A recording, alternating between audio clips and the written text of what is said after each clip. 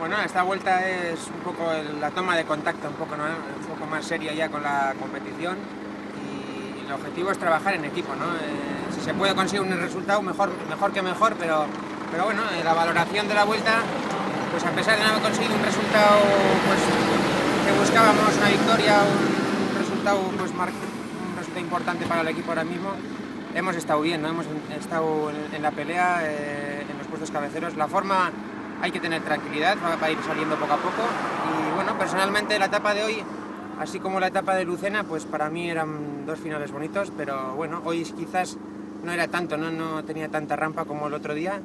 Y bueno, pues igual me he quedado un poquito más atrasado, pero yo creo que las sensaciones tanto pues metiendo dos corredores en la fuga como son Izaguirre y Azanza, y luego pues tanto Samuel como yo hemos estado dando presencia ahí en el último momento al equipo y bueno, la vuelta ha sido muy importante, un resultado yo creo que muy bueno, sensaciones buenas y de aquí en adelante pues con optimismo.